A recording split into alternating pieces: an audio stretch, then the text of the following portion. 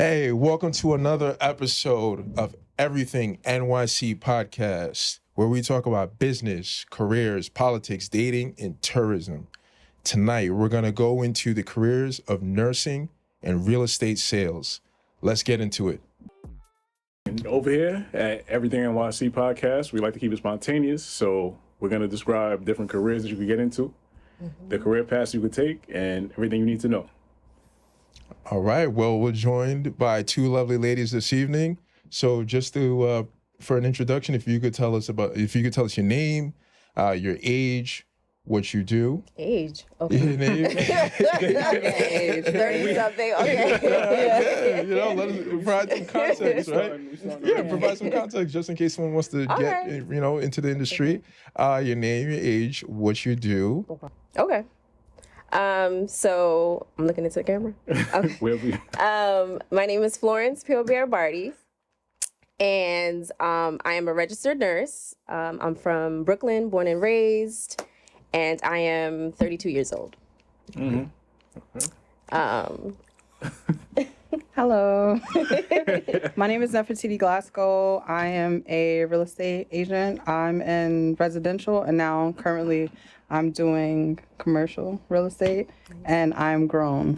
Okay. All right, we're gonna leave it at that. I should say grown. I'm grown enough to be here. If you want to know the real answer, hit in the DMs. Exactly. Simple as that. So Florence, we could start off with you because I'm familiar with nursing. Typically, we all know nursing is like the most popular profession in like the Brooklyn, Caribbean community, right? Caribbean, I would say that. Exactly. Yeah. So how long have you been doing it, and how did you get into it? So I've been a registered nurse for 5 years now. How did I get into it? It kind of fell upon me, I would say. My mom was a registered nurse for 20 some odd years. My mom is Haitian, born, raised, and so y'all know a lot of registered nurses are Haitian and Caribbean. So she always said I could be a nurse, and I just noticed how tired she was and how but one thing, she was always fulfilled. And I did notice that about my mother. And I was in finished college, wanted to go into social work, actually. And I just saw so many barriers with social work. You're not able to really, I don't want to say that because I don't want to dive too deep into why I didn't want to do it, because it is a profession that is needed. I just felt like it wasn't for me. It was like your hands are tied most of the time if you're really trying to help people out and things. I worked predominantly with adolescents, so I saw people being teared away from their homes, and I kind of wanted to separate from that. So I did explore nursing again after college. So I took my prereqs then and then dove into it completely, and took my mother's advice, apparently. So, yeah. I want to ask, do you have any siblings? I do, yes. How many siblings do you have? Altogether, it's 6 of us. I'm the oldest out of my mother's children, though, because my dad was previously married before. So the oldest out of my mom's kids, though. Okay, that's a whole squad. So basically, growing up with your mother doing nursing, everything was taken care of, the household, everything. For the most part, my dad was also in the medical field, too. He was a microbiologist. So it was always the field was around us. It definitely was. It was hard not to go that way. But it's something I love. I always liked science and math. I was best at it, to be honest. So I kind of took to it, and I actually love it. So, yeah. Okay. So I want to ask Nefertiti, what made you want to take the leap of faith into entrepreneurship instead of going the typical route? Yeah, like the typical traditional route. Like, what made you take the leap? Well, I was doing a 9-to-5 for a while, doing payroll. I've always wanted to do real estate, but it's scary because it's not, it's not stable. And then probably about 3.5 years ago, I said, let me just take a chance. Saved up money, and I said, let me take a chance on it. And it's not easy, but it's worth it. And right now I'm getting into commercial this year, for the new year. So. Okay, Yeah. so you're moving up. So it's a passion. It was more of a passion, anything finance, real estate, stuff like that. Okay, so you've been in it for 3 years, and you you basically just took the exam, and then, from my understanding, you have to take the exam and then join an agency, and then they will sponsor you. Well, 75 hours, you got to take like a course. So you have to take classes, then you have to pass the school exam, then you need to pass the state exam, and then you need to, find a broker or a brokerage to sponsor you. Okay, That's so the easy part. that's the easy part. Okay, so how was it when you initially joined that brokerage? Because now you're joining a brokerage, you're brand new into the industry, and you don't really have all of the connections. You have to negotiate your split. I believe, what is it, maybe 60-40 split? It just depends. It depends on the brokerage in general. Gotcha. Yeah. So talk about a little bit when you were just like first starting, and like how did you manage, right? Because now I'm assuming your day is now completely different. Because now you're fully in charge of your day, you're in charge of your path. So if you could just talk about that a bit. Well, I would say that it's not a career where like my week is going to be like this. Yeah. You don't have a stable week. But what I can say is in the beginning of this career, you don't pass an exam, you don't know anything. You know nothing. And the best thing that you can do is to get next to somebody that wants you to win. Or you have to know, like, in your head, it's not going to be easy. This is something I want to do. I'm going to do it, and I'm going to figure it out. Because there's different, niches within real estate. Everybody just thinks it's only sales. It's so many different, parts in real estate. Yeah, in general. absolutely. Getting people on your team that's with you, that's tough in itself. That's a job in itself. Yes. Because some people might see you, might not even want you to do good. A lot of people see you, they don't want you to go. Or either they, just in general, people overanalyze how much you probably make, or as soon as they see you, they know you do real estate, they just come up with numbers in their head. They already just, okay. Like, I think it's also people are watching like $1 Million Listing, and it's so glamorous when you're watching it on TV, right? They don't see like the true hustle. They don't understand that those things are like prompted. They don't understand like you really have to work. This is not like, especially if you're coming from somewhere where you don't have a background and you don't have family that have a background, or either you didn't grow up in a house. You're literally learning from scratch. From scratch, like in general. Gotcha. Yeah. So how long did it take you to secure your first transaction? And could you just walk us through it a bit? I think it took me a few months. My first transaction was a condo. Condo sale? A condo sale, yeah. It was my company's listing, and I would just do everything. Like, I would just go and do the open houses for my broker. I would, just go do showings and things like that. So my first transaction, I don't know how to describe it, but my first transaction, I got it from basically doing an open house. They walked in, I was just excited. I called my broker, and I'm just like, they want to put in an offer for this, and it just went from there. But the thing is, I was so new that my broker took care of everything. I didn't like, now I want to know everything that's going on and with my transactions and everything. At the time, I didn't know anything, so he took it from there, and he gave me what he wanted. But you learn as time goes on, being in a business, like, you need to understand every part of the business. You need to understand a transaction. You need to understand just certain things. People pass the test and they think they're a real estate agent. It doesn't work like that. You learn as you go. You learn as you're working. Yeah. So your broker really helped with that first transaction, and that's actually great, because certain brokers would provide that assistance. Other brokers, they'll tell you you're pretty much on your own. That's true. And they'll just throw you out there. So could you possibly walk us through how did you determine that this was the brokerage for you? Because it looks like you really made the right choice here. So it could have went in another direction. That's true, but starting off, I didn't know whether I should start with a small brokerage. Should I go to like a more franchise brokerage? Because I'm with a different brokerage now. Oh, okay. But starting off, like, I said, okay, let me go to a smaller brokerage so I can get more attention. But then I learned over time it's probably best for me to go somewhere bigger where they can teach you certain things. Like, they can, how would I say, like, they can kind of build your brand a bit more. You can learn certain things. Like, with a smaller brokerage, even if you're working with people that's making really good money, you're kind of the go do kind of person. The doja. Yeah, the doja. But you learn. You really learn like that. Like, so. Gotta learn how to follow. And do you recommend everyone to pursue like a similar strategy with relying on the company's listing? Because you mentioned that you relied on the company's listing and then just did all the legwork for the open house. So every brokerage is different. Yes. Not every because so is my brokerage. So not every brokerage is gonna have listings to give you. Like where I'm at right now, you have to hustle your own thing. You have to market yourself. You have to you gotta shake hands and kiss babies. Like you have to meet people. Whereas with the other brokers, they're dominant in Brooklyn. They were really dominant. So they already had certain connections. They had certain listings. They had, things provided. But the training, it was kind of throw it at the wall and hope it stick. Whereas now it's where I'm at right now is a bit more strategic. They already have a plan, like a laid out. Yeah, a layout to kind of where you need to go. So Florence, I want you to explain because you went through basically COVID. You've seen a lot the past couple years. So can you explain just a basic day of you going to work? A day? A basic day? Yeah.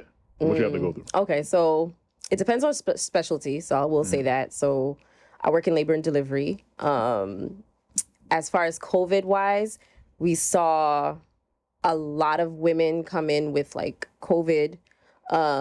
They would have a normal labor process. They would be a little symptomatic. And then after the fact, after they deliver the baby, they would go into distress. And then I've seen women be transferred to the ICU in respiratory distress after having a baby, not seeing their baby for weeks.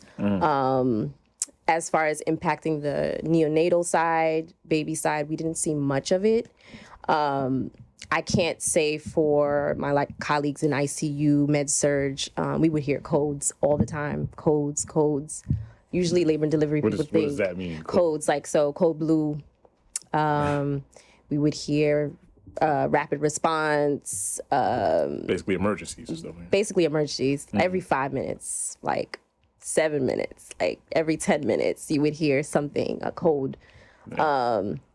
So it was rough. I don't know a nurse that says that COVID didn't affect them. It affected and not even just nursing, just everyone in general. I feel like we're all different because of it. But in the pandemic, the world shut down for essentially a year and a half, a year. And y'all were priority. And we were, yeah. Around the world. It's like Titanic, the violin. Yes. Those people playing. Yeah, we were people playing the violin. So healthcare workers. So now everything pretty much calmed down. Everything. COVID's still out here. I see y'all got the mics covered, so I appreciate that. But it's still out here, and because we were locked down for so long. Capitalism is a thing, so we got to get back to work. So you got your shots or your boosters, and then you go back to it. As far as a typical day in labor and delivery, nurses really round with the doctors and the midwives.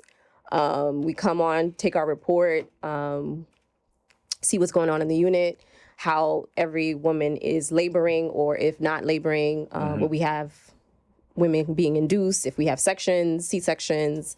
It's really nursing and midwives that do the rounding. The doctors are just really there to make sure everything goes according to plan. At least I work in a facility where it's mostly ran by midwives and nurses. So it's great. We have a lot of autonomy. I love my patients. I love what I do. Eventually I will leave bedside. I do want to be a nurse practitioner and focus on women's health too. So that's in the works. So yeah, baby steps. Yeah. So I want to get because I know that job is very hectic. So basically both of y'all, I want to get a horror story. Ooh. I want to get a horror story. No, because there's so many. I don't even want to ruin a horror story. So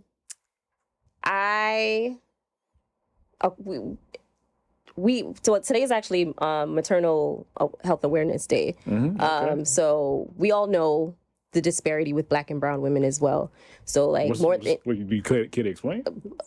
So we have a large audience. Everything I want to see, we have a large audience. So Black and brown women are more than 80% likely to suffer malpractice or an event or death during labor after delivering a baby.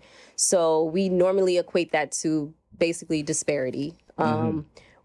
Predominantly, we know that nursing and, we make up a certain population in Brooklyn, in New York, and, it's Caribbean people, but you step out of that, we're only like 9%.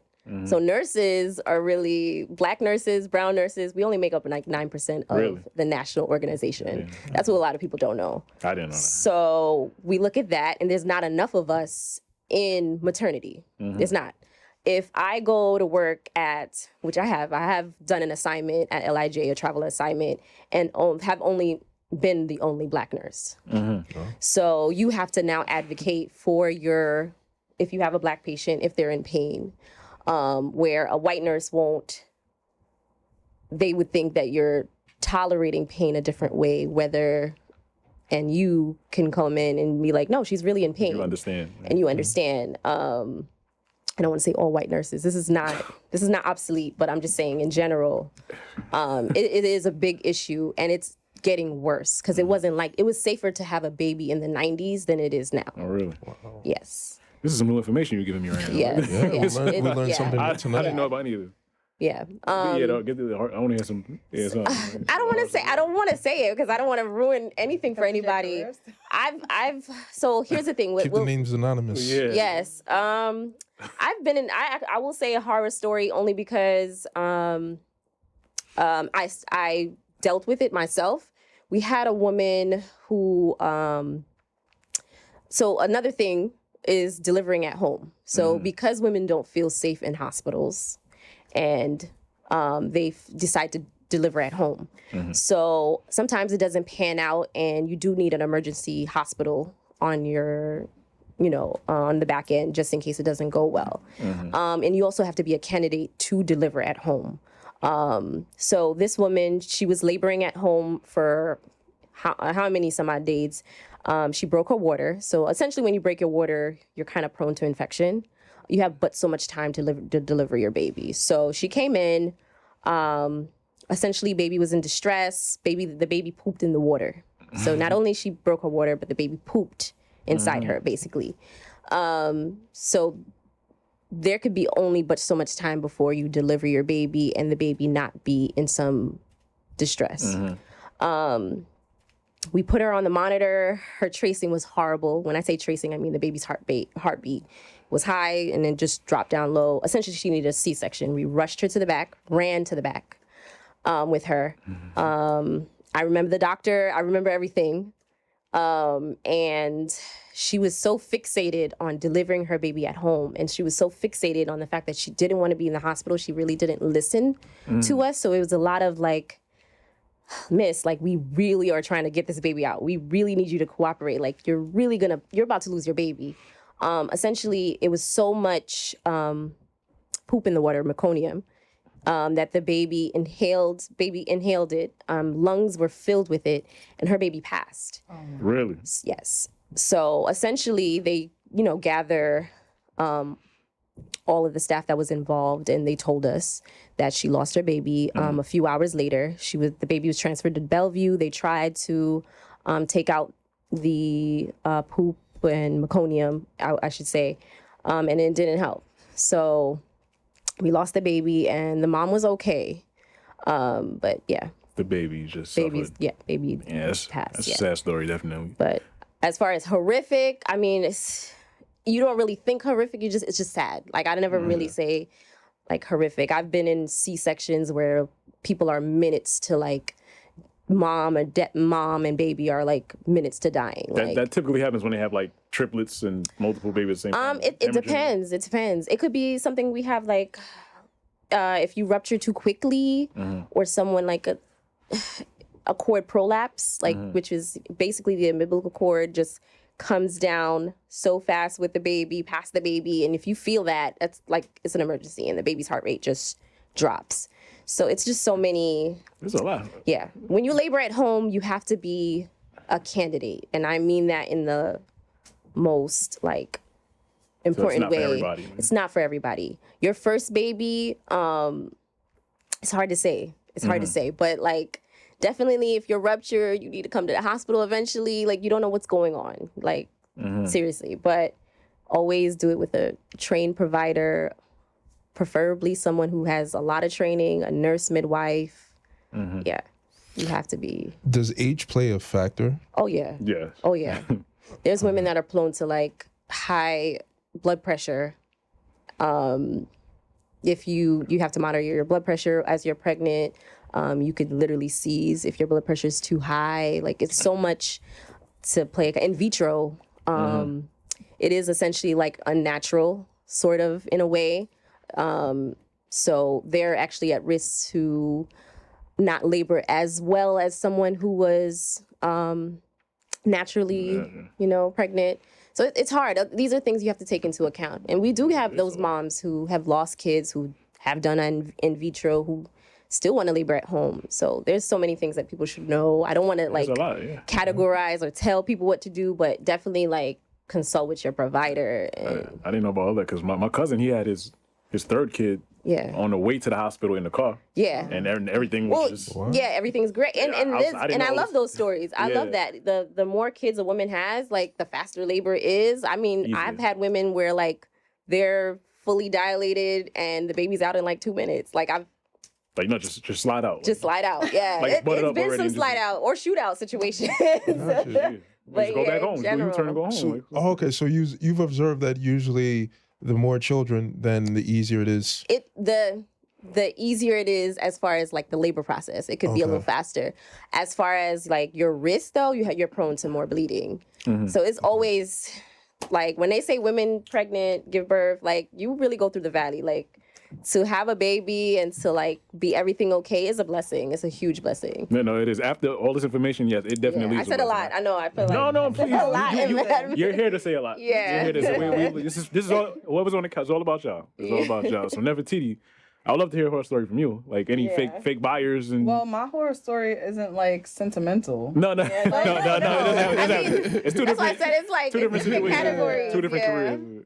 So my horror story would be probably like I remember I had this family that came to me. They didn't have the best credit, so I have like a credit repair company, right? Okay. So they came. They didn't have good credit. It took us about 6 months to get them to one of my employees. For them to get them, not me personally, to get them to like a good credit score. They had everything else. They had the finances, everything. Long story short, the horror within it is that after doing all of that, taking them to see different homes, because I was the buyer's agent in this transaction. I would have been the buyer's agent in this transaction. They had like a pre-approval probably for 1.2. So it was this one house that they wanted to stay next to it. Hold on, I can't like say certain things as a real estate agent, but they wanted to stay near a certain area, right? And I worked with them probably 4 months. We went to see several homes because I know they were pre-approved. I know they were serious about buying. This one home, like it was a little bit out of like, the area in which they wanted to be in.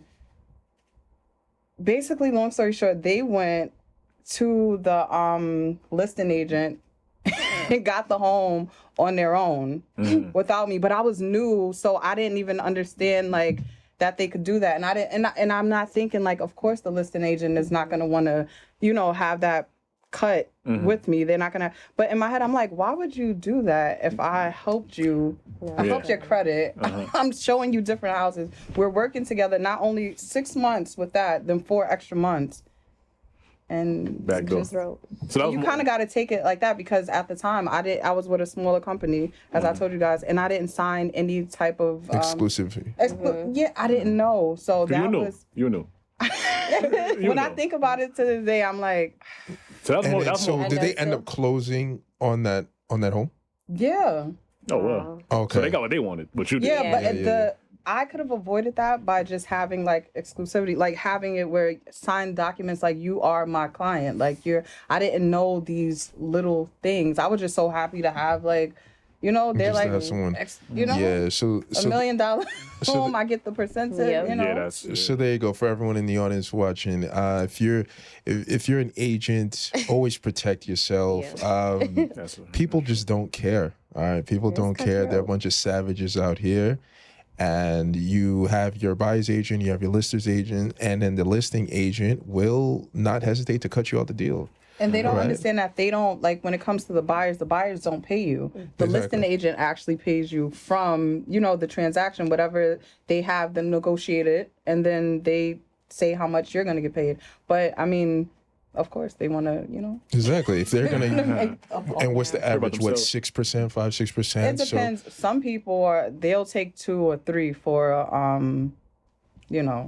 a transaction, which is like ridiculous because it leaves the buyer's agent with nothing. Yep. But normal, normal would be like 6%, 5%, depending. Okay. So yeah. So you typically see that does more horror on your end. Yeah, that's why I wasn't like sentimental. Yeah. Do you typically get people that like are right there to buying houses and then do something foolish like go lease a expensive car so then the credit messes up or something like that? I haven't, but I know a few of my colleagues had that before. Because I hear stories about that. But my main thing is like usually being a real estate agent, people think that they know your job better than you because they see TV or they don't understand like I do this full Or time. Google. Google, Yeah, they're Zillow. They think Zillow is God. Yeah, It's a lot that goes into it. Everybody, that's the only thing. Everybody thinks they know their job, your job better than you. Yeah. Everybody. Yeah, that's That goes for every job. I was like, you too. yeah. Oh Patience? yeah, I have a whole patient like, this is what I'm like Google. I mean, I didn't go to school at Google, but these 4 years will say no or something. But Jesus. yeah. So explain like the struggles. You ever thought about quitting at any point? Yeah. Oh Like, yeah. No hesitation. No, that's kind of fast. Quitting. That's for both I don't want to jobs. say quit the profession. Like No. the job. Quitting the job. Yeah. I've quit jobs. I've quit jobs. Really? Yeah. Did I tell you how I lost? No, I she thought- no, you know, tell her right now. We here. I think I Everything told NYC you. I podcast, think I yeah. probably told you. I was in. I don't even want to. Ooh, No. this is in Brooklyn too. Let me. Everything in Brooklyn. So, okay, the nursing homes get a bad rap. Yes. So when I was desperate to find a job. These bills were not. They were sitting there and Stacking up. Still stacking up. I had, a couple loans, and I was just like, listen, I need a job. I need a job. I've been studying for how long? I need a job. So went to the first interview. Didn't care where I went. So I think about my 4th month there, it was it's rehab. So this nursing home had about 52 patients on the floor. Yeah, Don't know how they fit 52 people on the floor, but they did. And I did work with a nurse, so you endorse to the next shift. So I was coming on the morning shift. She was leaving the night shift. And she was a nurse that was known to be sloppy. Uh-oh. So when you get endorsed to her, you kind of just make sure you thinking the paperwork is not all like filed and things like that. You expect it. Yeah, you unexpected. She's late to count the narcotics, like things like regular stuff. Mm-hmm. But something that day made me like, you know what? Let's take patient report first. Like, forget. Let's just, we'll count the narcotics and let's go straight to the patient report. The rest I'll figure out later. Something told me to start at the odd end, and I knew I had a patient that was like very frail, very like ailing. His friend and his daughter would come very often to see him because he was sort of towards the end of life type of thing. Like any moment we might have to like call for care and stuff for him or hospice. And we went to his room and I just felt like he's gone. He's gone. And opened the door and he passed. But the way he was in the bed, and I literally turned to her and I was like, he probably passed the beginning of shift. I was just like, but she didn't know. Yeah. Okay. And I was like, that's the type of coworker. Called my supervisors. It was a couple of my people I actually knew pretty well on and that were really, really helpful. A couple of supervisors. We did mortem care. Trying to figure out when exactly he passed because it's a lot of patients. It's a lot of patients. And that's the thing, like something just told me to go to that room and she was just surprised. She was surprised. And yeah. He was like stiff? Yeah. So it was like, that's called rigor mortis? Yeah. Just I know those songs. Yeah. It just set in and he was there for a while. And it just made me so like, I can't work like this. We can't. And I literally, I handed in my notice. I was like, yeah, this is the last shift. Wow. And that's Just it. like that. Yeah, because you can't essentially abandon. You took the assignment, so you can't abandon your whole shift now. So I was like, this is my last shift, and I'm going on vacation. Bye. Just like that. Just like that. Never went back. I like how you went on vacation after. I did. It was. That's nice. We went to Haiti? It was. Yeah. That was actually. How did I know? Yeah, How did I that was a know? good guess. How did you know? I don't know. Yeah. Yeah. So what about you? You ever thought about anything happening? Like you came in the office and Jim spilled coffee on your feet, anything like that? Like anything? Well, anything. no, because this is something that I'm gonna grow with. So it's no quitting. There's no quitting. That's why now I'm doing commercial now. Like I'm getting into that. But I mean, as far as like firing clients, I have. I could imagine. Yeah, like you do that a lot. Like, because if you don't, people will run you rampant. Like people think you're a tour guide. Like you become a tour guide rather than their realtor or real estate agent. They want to just see stuff, or either they tell you about what their friends did with this transaction, or I know someone who did this, or either they want to come to you and like you say, listen, this listen, I'm at 6%. They telling you like, well, I know somebody who did it for 3%. Well, okay, cool, no problem. You can go. Yeah, so go with them. No problem. Yet you coming to me and I'm gonna, you heard about my service, or either you want to work with me or you want me to, work for you. This is what I'm trying. That's the frustrating part. Yeah, I can imagine. So, if y'all had, let's say in the future, right? Because the world's changing year after year, and y'all have kids, and let's say 18 years from now, and they don't know what to do. Like, mommy, like, I don't know what to do. But would you advise them to follow in your footsteps, or would you make them say, oh, no, go another route?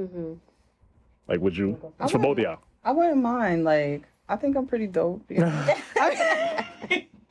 I wouldn't mind, but I mean, like, I always said, like, whenever I have kids, I want them to choose what it is they want to do. They're not just going to be just sitting, just relaxing and just, Yeah, because you see kids nowadays. You're not doing that, but I want them, I wouldn't mind if they wanted to be like their mom. But if they didn't, it's okay. If they wanted to do something else, but you have to do something. Yeah, you can't do it. You can't just sit home. You're not going to just sit here twiddling your thumbs, figuring it out in life. You can't figure it out. I'm a real Trini. You're going to have to figure something out. Like, figure it out, get paid to do something. Yeah. Or work while you're figuring it out. Like, but yeah, I wouldn't mind if they wanted to do this. I would just let them know, like, you have to work. You have to work. Yeah. But then I'll be a parent that has some type of, I have like some type of ties or pull at that point in time, 18 years from now, if I'm doing it. So to be a little different for them, they won't be starting like where I started, like nothing, like with nothing. You're doing the groundwork. Yeah. Just make it easier for them. And especially in entrepreneurship, that's how it works typically. You work your way. What about you?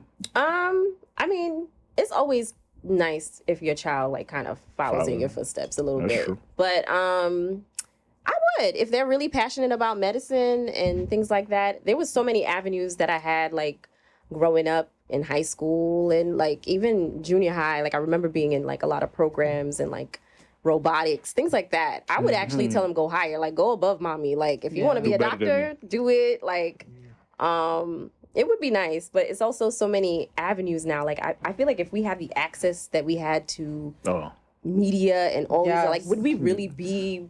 or at least do what we're doing maybe a little less, or just other avenues too, which we're exploring now. I would say, like, I mean, I'm like I told you, like, I want to just buy property. I want to, as much as I love nursing, like, I could do it part time for sure and focus on other things. Yeah, for sure. Yeah, that makes sense. Because even way back, like grandparents' era. They couldn't do something like this, what we're doing right now. They couldn't. It was impossible. It was impossible, So as the generations go on and on, it's always enhancing. It's easier. Exactly. Easier.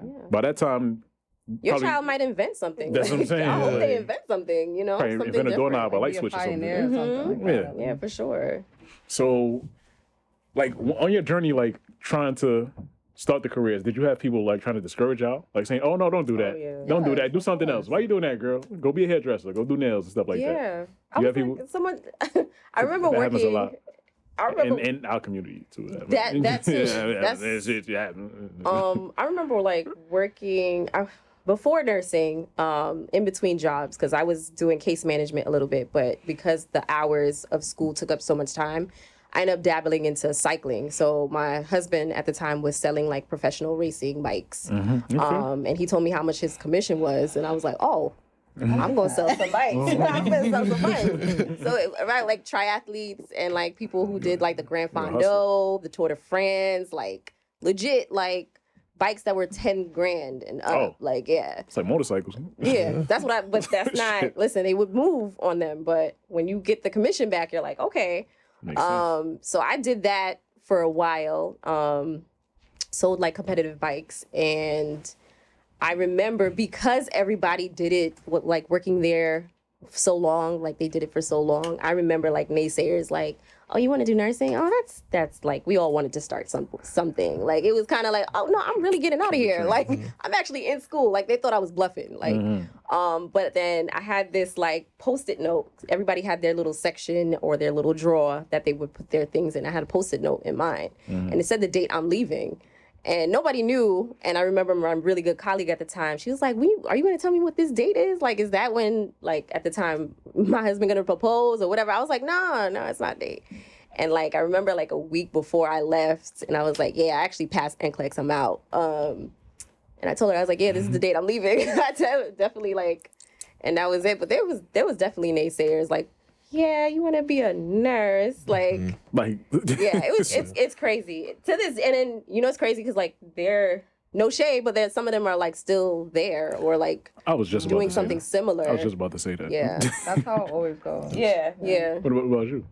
Well, I'm like really private, so I don't I'm not going to tell anybody what I'm going to do before I do it. But anybody like in my close circle that I told, they were like, yeah, you can do it. I know you can do it. But when you first start out, people are looking like, they tell you all the horror stories. Like, I know this person that did real estate and they ain't make no money. Or I know this person that did it. Let me tell you, people on the outside automatically, they look at it like you're not going to make money. But they don't understand like, it's sacrifice and the time that you put in. Exactly. And when you find like a niche, you just stick to it. Your passion, stick to it. Yeah.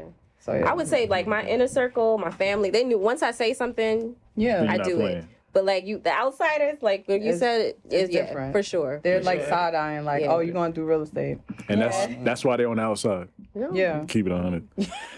Because that's how it is. I don't know if that's like a universal thing, but our people definitely, there's something like bringing each other down, discouraging each other is like very popular. Look at crabs in a barrel. I feel like that's like generational, like slave mentality. What's that? What was it called? Willie Lynch or something like that? Crabs in a barrel. Yeah, crabs in a barrel. Yeah. I never understand it. That's why you just got to move in silence, honestly. You can't really. Privacy is protection. Like me personally, I don't announce anything until it's done. Until it's done and it's right there, like boom, yeah. Or it's on YouTube, like everything NYC podcast. Yeah. So look, here's the thing. I'm all about just keeping things quiet until it's done. But could you just walk us through, what are the next steps for you guys? You mentioned a nurse practitioner, and we also heard a little bit about commercials. So we want to know if it's like office, retail, industrial. What is that entail? I was we all know about Airbnbs and So right now we have a home. I'm only saying it because it's pretty much done. Yeah. So good. I bought a home last year.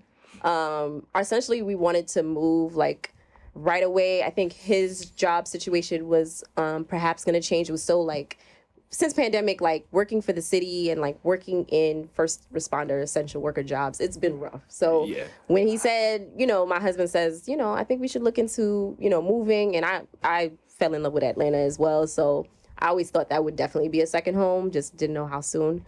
So the price point wise though, it was going up. In Atlanta?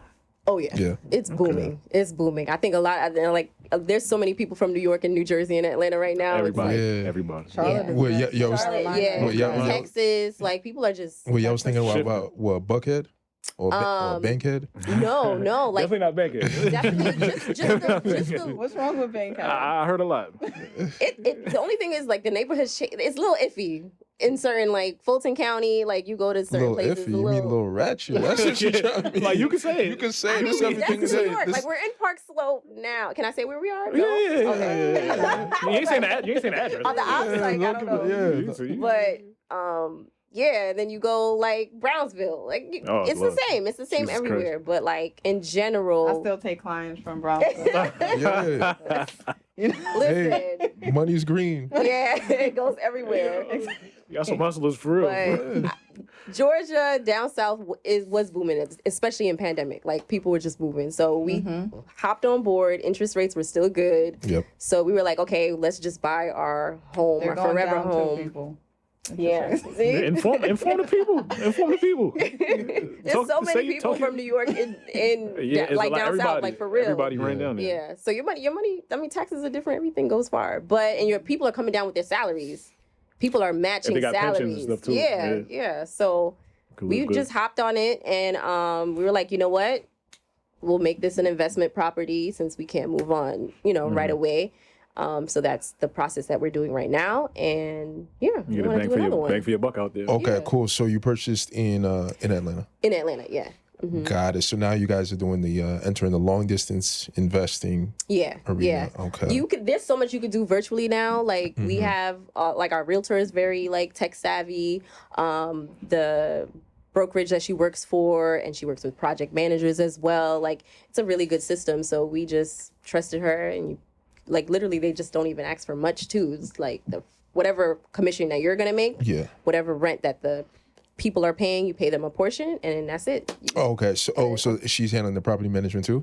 Not she particularly, but yeah, someone else in the division. Yeah. Oh, okay. Got it. And is this something like turnkey or you have involved? You put your furniture in. That's it. Yeah. Oh, wow. It was a new construction, which is actually people don't know this, but it's actually cheaper to start a new construction down south than it is to actually get something older, because it was a bidding war.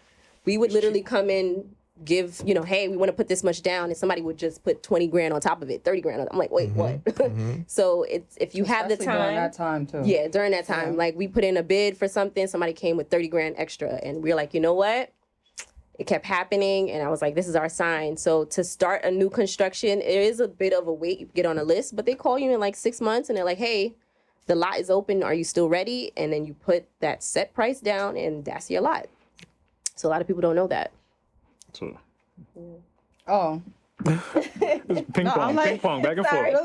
I'm like in real estate mode. I'm like, yeah, she's listening. I know. Yeah, you hustle. I could tell. So right now, of course, I've been doing residential, but commercial is my main focus, to like have that internationally too, and like start a business internationally, because I have family that does construction in Trinidad. So my goal is to kind of like connect that. But I'm new into commercial, but my partners are very, very versed, and they've been doing it for like 10 years. So, and it's not a lot of people like me in the commercial space. So what specifically in commercial? Are you doing like industrial, retail? So I was thinking to do retail more. Retail. Because it makes the most sense. Like, basically what my partners are saying is like, you can go into anything you want, but each part of commercial has a niche within itself. Like you have to, if basically it's the same thing with residential, like you want to stick to, you can do others, but you kind of want to stick to like one or two. You want to pick like a certain area. You want to pick and I just started like, the top of this year. So I'm really like green and in a commercial space, and it's, how would I say? It's more like you have to know what you're doing. Not saying you don't know what you're doing with residential, because you still have to know. A good realtor or a real estate agent is a good real estate agent. But with commercial, like it's certain things you need to know what to put inside a contract. You got to understand, like, okay, this is like whether it's a wet or a dry, like, space. Like it's just certain things that go into different terminology. Like you're getting paid good to know what you know. Like, most of it is the negotiation, whereas with residential, it's the other way around. Like the contracts are very important. Like how long the person is staying, because I'm like more on the leasing side right now. So how long the person is staying in that commercial space, or it's just a lot. Gotcha. So are you going to be helping with like retail leasing? Yeah, leasing. Oh, okay. I'm on the leasing side right now, because that's the best way to start to know the landlords, or the different spaces, and then you could potentially get more on the sell side. Like my partners, they're in the leasing side and the sell side of commercial. So when you're a newbie, it makes more sense to go the leasing route first, and then you get to know What's your Baby steps. yeah? So yeah, no, that's very interesting. For everyone watching on the retail side, it could include something as big as shopping centers, or it could be the small mom and pop shop in Yes. Brooklyn, right? So essentially, if you're working with landlords, you're going to be helping them lease their space. It could be to, like, if it's a shopping center, something like a Home Depot. If it's something really small, it could be like the local coffee shop in the neighborhood. So you have a... Yeah, so basically, I just want to reflect. So bringing it back from before y'all started your careers until now, how much has your life changed, enhanced financially, lifestyle? Like, was it all worth it? Yes. It was? Because I'm seeing a lot of Apple Watches, a lot of new hairstyles. I'm seeing a lot of chains, leather pants and stuff. So I'm like, It's lit. I'm seeing It's lit. I see my mama for nothing. I'm seeing tattoos. I'm seeing that from visually, it's doing y'all very nice. Yeah. I can see that. I And see of a lot. course, you It's know, not you... about that, but technically, Stop. Yeah, And of course, you that's a know, part you of got to it. let our audience know how's the money looking. It's good. It's great actually, but She says humbly. So let's start I like can always Atlanta. do more. House I in think that's the Atlanta. Virgo House in side of me. Atlanta, House in Atlanta. you know, Huh? the house in Atlanta. Yeah, You know, it's good. shit, Yeah. I want to be like you. I want to be mean- like you. Yeah, it's It's real a joint magical. effort too. I will Yeah. say, like my husband, woo, Yeah. yes, Yeah. he got, Like you the guys. partner got to match financially as well. Like True. we do complement each other with that too. So It's true, because you gotta like let especially the young black girls coming up, they gonna watch this and see, okay, I have hope.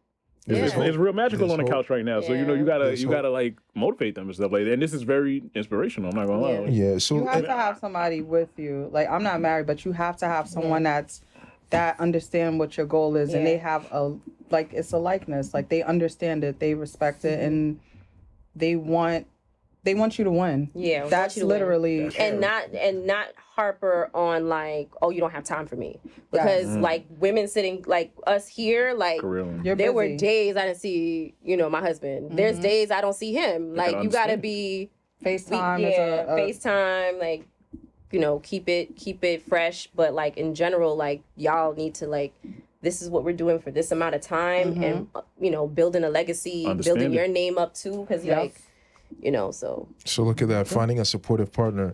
And we'll get to that in another episode of Everything NYC podcast. Yes, we will. We got the you. plug. So and in regards to compensation, so what's the range like when you first starting and where you are now?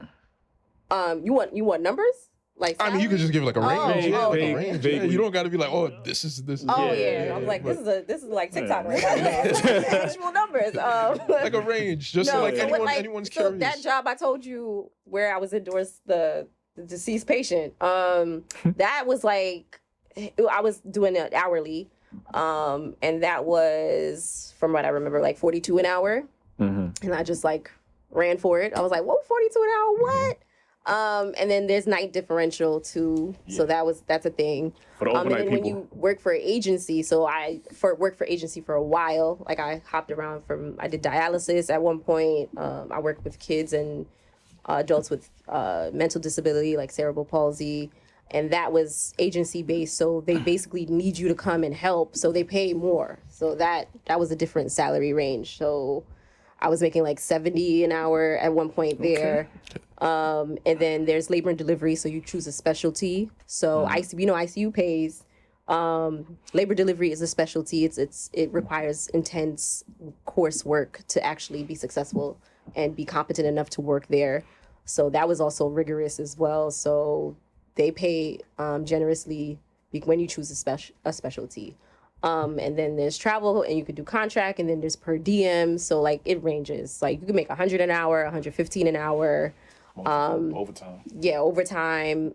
During COVID, I was doing contracts like COVID vaccines.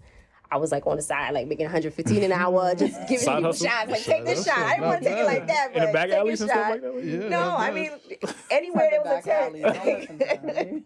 We had tents up I didn't think at you heard me. North Shore LIJ for a while. So yeah, it depends. And then you do travel, you do your little assignment on the side, or you do it full time. So yeah. And then of course there's potential to make more once you cross over to nurse practitioner. Yes, but I will say there were years I made just as much or more. than a nurse practitioner. Yeah. Okay, you got that hustle in you. Yeah. And it wasn't even like it was, I would say hustle, like, I just chose to work agency and it paid generously. And then eventually I was like, all right, let me be smart and I guess maybe work staff for a little bit and, get acclimated to a specialty, which will eventually pay. So that's what I end up doing. And what about you, Neff? Because entrepreneurship is the checks just come. Yeah, it's a little bit different. So like, for example, like being a buyer's agent, when you first start out with real estate, most of the time you're a buyer's agent unless you know someone and they give you a listing. Like my first, the condo that I said, I think I only got paid probably like, how much was that? Like $6,000 like for that condo, because it's what the listing agent negotiates and stuff, and it's the percentage that you get from what they negotiated, and they say that you're gonna get whatever percent. So I think I only got like 1.5% of that deal. And don't forget, you have to carve out for Uncle Sam. And you have to exactly. And Uncle Sam wants there, You have to make sure, that's another thing. Your taxes are very important. Make sure that you put to the side every deal you make. And then there's like where now I'm a listing agent. I still do buyers, and you can, you can make like 70,000-80,000 like for a sale. Okay. So. Okay. And in between, I don't mind to do like apartments out in the city too, like in Manhattan, because one deal would be like $5,000. So you got to just know your market. You have to know, okay, right here, this is gonna make sense. And then I'm not one of those people like, oh, I did a listing, so I'm not gonna do that. I'm gonna go where the money resides, That's smart. That's what it's about. That's what yeah. No, but some people are like, once they do a certain thing, like once they become like $1 million or they listed something from it, they don't want to do like an apartment, like. Oh, they feel like they're bigger than that now. Yeah, like, and it's money is money. You Forgot where it came from. Ain't that crazy? Part two. Well, are there any tips you have for anyone that wants to get into it? Like, let's say if someone's watching right now and just say, you know what, I'm thinking about nursing. I'm gonna go pull the trigger. I'm gonna go do the necessary steps. Are there any tips you have right now? Baby. What I will say, because I was having this conversation with my baby sister actually. You don't have to go to this like expensive school. Like CUNY held it down. So I don't as much, we think sometimes we have to do something, we have to do it right. And you have to go to this like prestigious institution, or it may not, you could work your way there. Like, don't say no to like the associate degree program and then leave the bachelor Columbia program and just go there. You could definitely work your way, and I will say like I'm pretty much like not in a hole right now financially picking nursing. I know people that are like 100,000 like I know the best that went to like Columbia, Yale. I work with them. So I graduated with like a CUNY degree. I went to school online, and you're working alongside with these, nurses from Yale. What was the point? Like the CUNY degree is just as good. So definitely, if you feel like you got to start small, get your prerequisites, and you don't have a huge amount of money, you can still do it. And also as long as your grades are on point, like my GPA you got to be serious about your GPA in science. That's another thing. Get your tutors. Simplenursing.com. Like, there's so much like out there to help you study. And then the next thing is you don't have to go to this super expensive school. That is true. I'm glad you said that. Yeah, for sure. Any tips you may have, especially right now, rates are high. Any tips you may have for anyone that wants to get into it, that want to pull the trigger and get into the industry right now? You have to know that you're gonna work hard. Like, I got a bachelor's degree in business, but you don't really need a bachelor's degree to, do real estate. So what I would say, if I can like turn back the hands of time, I would have just got into it. So don't be scared, just get into it. You might not win in the beginning, but it's really all about persistence. Like, just like you said, it's not a 9 to 5. You're not promised anything. So in this business, it's all about referrals. Who refers you? Like, someone referring you. So right now the interest rates are going down. So it's going down. We don't know where it's going to be, like, you know, coming forward. But I would just say in general, yeah, you don't need to have like a degree, but it does help because you kind of want to understand business, just to and it's really who you know, and you want to make sure in general when you're meeting people, you don't want to be a nasty person because you never know who can refer you, who can anyone. Just you having a conversation over that. I've gotten clients like that. I'm just having a conversation and stuff like that, and people are like, what do you do? Oh, I do real estate. Oh, I know somebody who knows somebody who knows somebody, and it actually turned into a sale, whether it's an apartment or whether it's a house. So you just want to make sure that, just know that you're gonna hustle, and make sure you understand that this is a referral business. So there you go. That means your brand is extremely Your brand important. is very important. And you could lose your relationship, you know, your brand in seconds. Literally. Part two. Yeah. Yeah. So I don't know if you have anything. No, I mean they broke it down. Well, They broke it down very well. You know, very articulate. There you go. So we learned about both professions tonight. This was a good conversation. Thank you for joining us this evening. And if anyone's out there have any further questions, you could reach out to us at Everything NYC Podcast, and then we'll try to get you the help you need. And as you've heard here, you know, work hard, put your head down, and obtain the education or obtain the skill. Then from there, you're going to be marketable, and you'll be able to build that cash. And once you're able to build that cash, then you'll be able to take that and place it into assets that could do the work for you. So we'll get further into that. And that's it. That's all we have. Thank you for joining us. Like, comment, subscribe. Have a good night. Yay. So that